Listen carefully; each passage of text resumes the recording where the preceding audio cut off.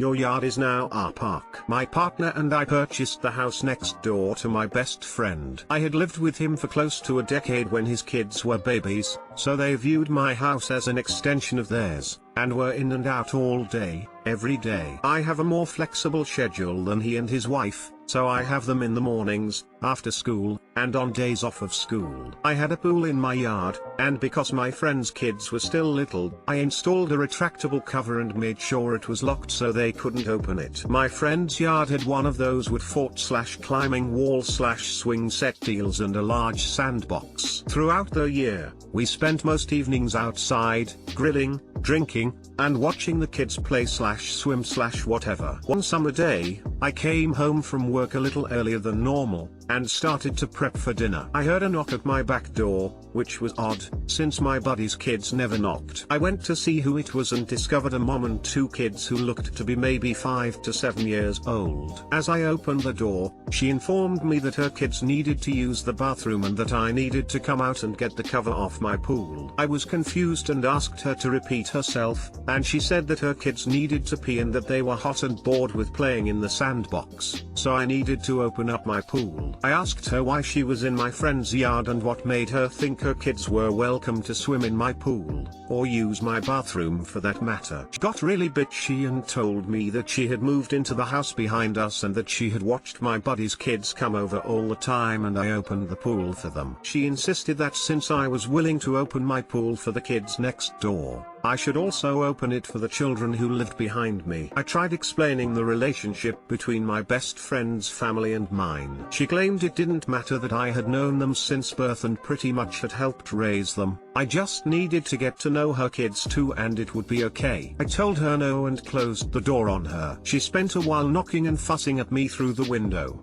and then had her kids pee in a planter on the side of the patio. When I still didn't react, she took her kids back into my friend's yard to play on the swings. Texted him to let him know what was going on. Right at the moment he was letting his £300+ worth of newfies out into the yard without noticing the unwelcome visitors. The mom starts shrieking and climbs up into the fort, leaving both kids on the swings. She starts demanding that we put the dogs inside and how dare my friend let his dogs out into his own yard when her kids are clearly playing there. He tells her to GTFO and calls the police. When the cops arrived, she put on the whole waterworks about how her kids are just looking for friends, and my buddy's kids are somehow bullying her kids, even though they'd never met. That he invited her over just to let his dogs attack her children, blah blah blah. They eventually move her back onto her own property, then come back later to tell us they warned her about coming back. She lived in that house for almost a year before she and her husband divorced. During that year,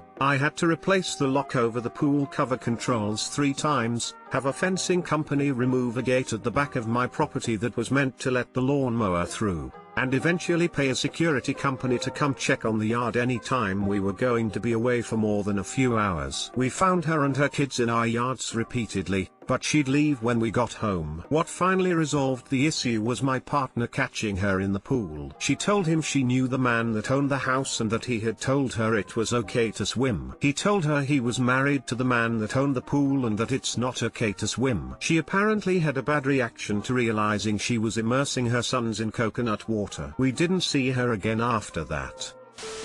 The chemicals in the water are gonna turn her kids zucchini. She's too late. Transformation has started. She should never have come. It turned the frogs coconut and now it's gonna turn you coconut.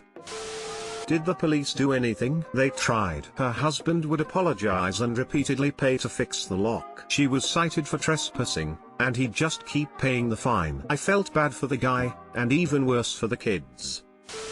Imagine if one of her kids came out as banana in the future. She'd probably try to sue you for turning one of her little angels banana. What a coconut. Coconut water is the best water. By water, though, by people are invisible, so their water is crystal clear. Haha, if she's offended by that, it put rainbow flags everywhere just to keep her away. Entitled mom repellent / This is brilliant. Go for the rainbow pool cover even, and your friends' kids will love it even more cause rainbows are rad. A-okay hand, cool face. You wanna let your kid play with my what? My story is nothing special compared to others, probably because I'm an zucchini and don't fold to anyone. Cast and GT, me, probably Jesus, you never know. As GT, GF, girl Fieri. And GT, M, some dumbass who doesn't respect firearms. And GT, CK, adorable kid who was just curious. And GT, MK, my kid, the cutest kid in the world. I'm the future stepfather if you're curious. English is my only language, but I'm an idiot, so please chastise me because I can't spell and this formatting coconut escapes me. On to the story. I'm at the park with my daughter and girlfriend helping her play on the sliders. CK is running around with strangers, kid playing with a fake gun and finger guns. Now I am trying to make it a personal habit to always carry my gun with me wherever I go. I fully conceal it as much as possible, but I'm guessing when I reached up to put my baby girl on the slide it must have revealed it, cause next thing I know I feel a tug at my shirt where my gun is, so I quickly turn around and it goes as follows. And GT, me, what's up little buddy? And GT,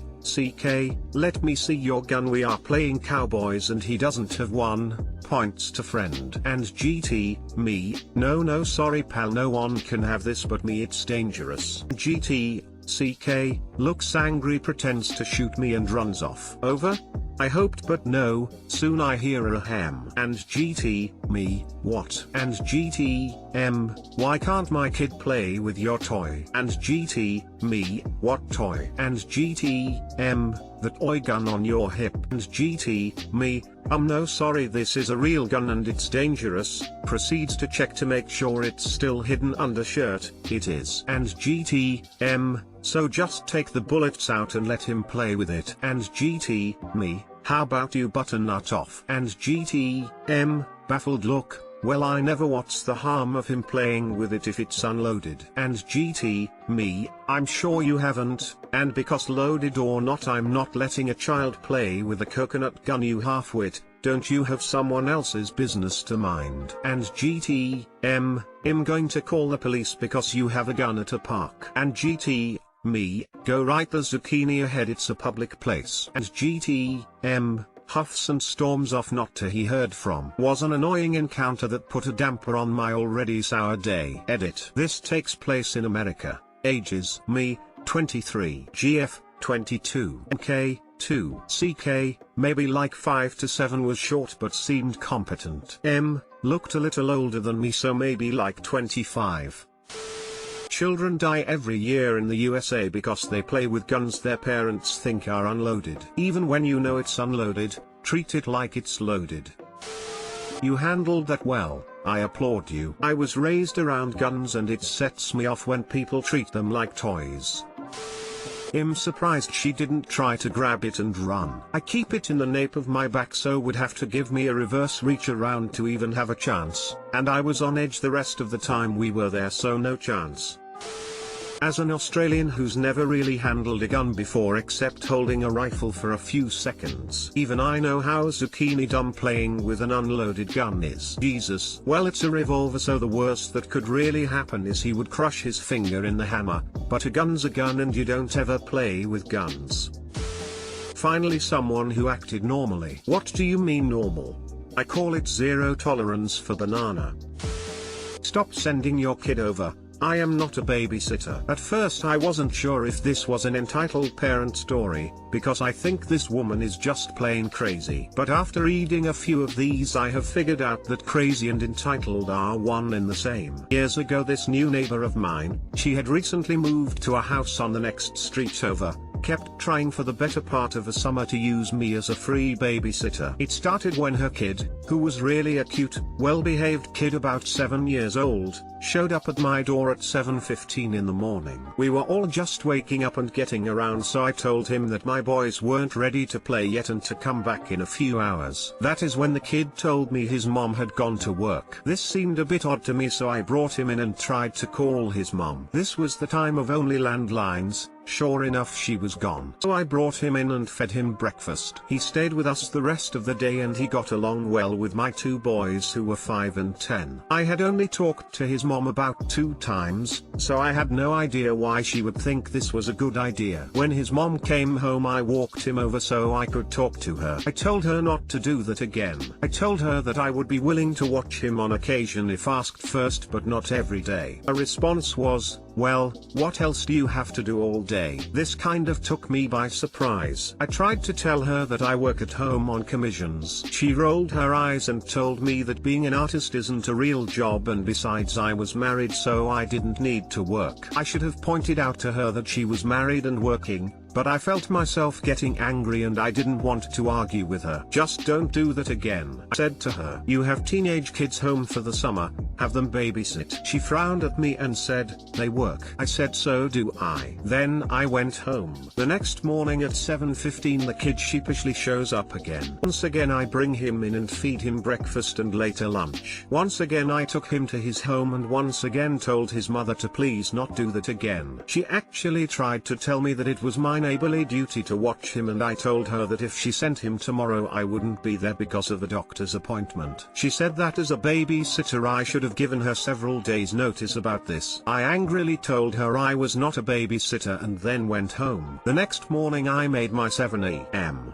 appointment. Blood work, that is why it was so early. I did some grocery shopping afterward and it was about 10 a.m. When I got home, the poor kid was waiting for me on my porch. He had been there for nearly 3 hours and the little guy was scared and hungry. That night when I took the kid home I was angry. I told her how the kid was scared and alone. She actually said that she had told me I hadn't given her enough time to find anyone else and that his being alone was my fault. I pointed at her and said, "I am not a babysitter.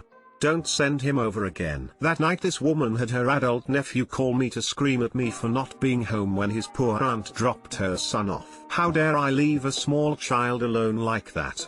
I told the nephew that his aunt knew I wasn't home, so it was her that left a child all alone. I said that I had repeatedly asked his aunt not to send the kid over anymore and I was not a babysitter. His nephew freaked out at me when I said that and I hung up on his screaming at me. This worked for 2 wonderful quiet days. Then right back to it. I tried everything, but this woman insisted that it was my neighborly duty to babysit and would tell me as much. Finally I decided that to solve this problem I would just get a job outside of my home and that way she would have to stop. I was too much of a pacifist back then. I no longer am. I landed an interview for a position at the local library and I was ecstatic. I told the woman to keep her son home because I had arranged for my kids to stay with their grandmother while I went to this interview. The next morning I drove to my mother-in-law's house and took my kids inside. When I went to leave I found this woman's kid waiting for me in my car. She had actually followed me there and put her son in my unlocked car and then zoomed off while I was dropping off my boys. My mother-in-law wasn't the most flexible person in the world and she adamantly refused to watch an extra kid. I had to cancel my interview. I was livid. I toyed with several ideas at this moment. I could take the kid to her job and leave him with her, or I could call the police and CPS. I really wasn't sure how stable this woman's job was and I didn't want her to get fired. And when I went to go call the CPS I chickened out because it really wouldn't be fair to the little boy. Besides I had heard really scary stories about CPS. In the end I just waited for her to come home. I left the boy at my house with my hubby. I planned on doing a lot of cussing, and I stomped over to her house and met her before she even got out of her car. Shouted at her. I told her she was dense, stupid, moronic and crazy. I told her that she had lost me my job interview and if she sent her kid over to be watched again I was going to call CPS and the police. I told her that she was violating my space and if it took going to court to get her to knock it off then so be it. She then put her hand on her hip and in her most snotty tone she said, "Well, if you didn't want to sit with him, all you had to do was tell me." I really do not know how I kept from punching her right then and there. This comment was so asinine. I turned on my heels to start stomping home when I saw her husband pulling up. Now this was the first time I had ever met her husband. He worked at a job that only allowed him to be home on weekends. I can't blame him, I wouldn't want to be around her either, but when she saw him she turned tail and ran into her house. He saw that I was upset and asked me what had happened. I told him all of it, especially the incident at my mother-in-law's. The poor man was shocked. He had been told that I was being paid and he had been giving her money to pay me. He had no idea all this had been going on and he was very apologetic over the whole thing. In fact, he apologized again to my husband when he came over to pick up his little boy. Finally, she stopped sending her kid over. Later I heard from others that she was bad-mouthing me and warning folks about what a horrid babysitter I was, but I took that as a favor. I didn't want to babysit any kids other than my own and I still hate doing so. I don't hate the kids, I love kids. It's dealing with the parents that I don't like. The kid came over only once in a while after that to play with my kids, after he called first to get permission, exactly the way it should be done. I'm sure his dad had something to do with that because the kid only came over on weekends. This is one of a few stories I have involving this crazy lady. Her only entertainment in life seems to be seeing how bizarre she can act in this neighborhood. I'm luckier than my other neighbors in the fact that she leaves me alone now, and I'm very happy with that. When she said that you should have told her that you didn't want to watch him, I absolutely would have punched her good self-control. I would have called CPS the first time. I know the kid was probably just scared and confused, but if his mom is willing to leave a child on a porch, he would probably be better with them than his mom. Person, I'm not a babysitter. Okay, I'll drop him off at 8 o'clock. Person, I am not a babysitter. Person, alright, I'm off to work. WTF, why did you leave my kid alone? You're a babysitter. Continued. Person, I'm not a babysitter. I'll drop him off again at 8 o'clock. Person, I'm not a babysitter. Please don't do that. You are a babysitter. Person, I'm not a babysitter. Why didn't you tell me? Did you ever get the money you were supposed to be paid? I mean the money the husband gave to his wife to give to you. It's funny you ask that because I just realized I missed out on money. I guess I could ask for it, except the kid in question is in his 40s now.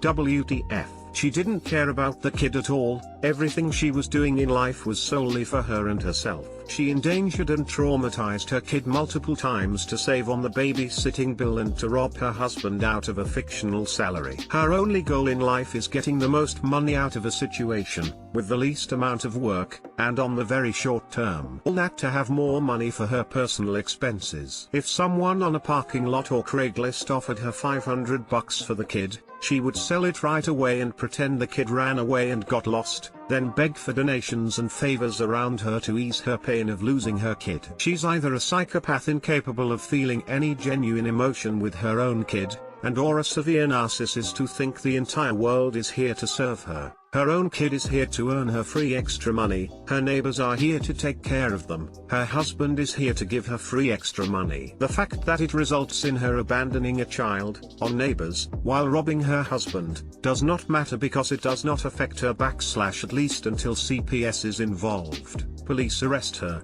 her husband divorcing her. That's the only reason why she finally reacted when Op mentioned calling the police or CPS, and when the unaware husband arrived, because she knew it would finally affect her situation.